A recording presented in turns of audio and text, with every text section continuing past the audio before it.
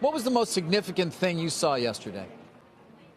Well, I would say a lot of people anticipated the Apple TV and the streaming of it. No one really expected the Netflix add-in to be part of that, so that was kind of as expected. The big surprise to us was going into payments even more. Apple Pay has been successful on watches and phones. It's gaining more traction, but it hasn't hit mass market as far as the ability to purchase things where Apple Pay is not accepted. Now, with the Apple credit card, that hurdle be accomplished and overcome. So the biggest surprise to us was actually Apple rolling out its own credit card, and that was a surprise with the perks of 3% rebates for Apple items, 2% for using Apple Pay, and 1% when you bust out the white titanium Apple card. Yeah.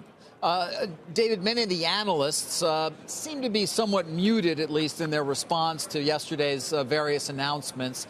I know your firm has been a long-time continuous holder of the stock. Were you happy with how it was presented yesterday, given the lack of details some are pointing to and the lack of pricing and just more information some say that they need to get? Yeah, those are all good points. Our expectations going into yesterday weren't really high. When you think about maybe where the stock has been at year to date and over the past year, David, I don't think Wall Street was expecting any significant game changers or even a game saver, if you will. The stock's up year to date about, I think today, 21, 22%.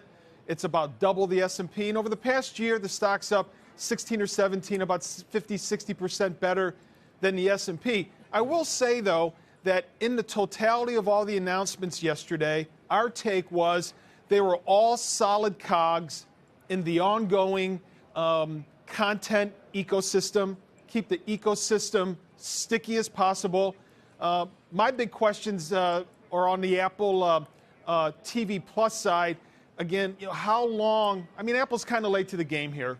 Let's face it. Yeah. And how long and how sizable of losses will they accept while they try to catch up to Netflix? And I also find it interesting. I get the whole smart TV thing, but there's a lot of devices out there, Android and Windows, where that content won't be on. I get it's exclusive to Apple, but the Apple TV, again, the cliche of the day, there's more questions than answers on the Apple TV Plus.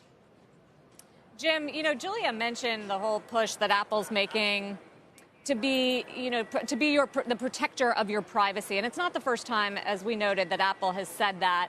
Apple goes to great lengths to share its values on health when it announces new products around the watch, even on TV. They said that they have a valuable contribution to make here and talk about changing our lives. Do these kind of spreading of Apple's values and corporate responsibility actually sell and resonate with consumers? Do you think it'll make a difference? Actually, over time it does. They're really small incremental steps. Everything from a watch that counts how many steps you take as well as monitors your heart rate. Healthcare is a big challenge, not only in the U.S. but worldwide, and Apple's taking small steps into that.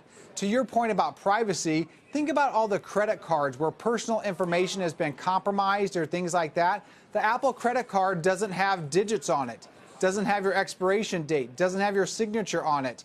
Your Apple Pay that you use on your iPhone authenticates with your face or your fingerprint. These are very secure metrics.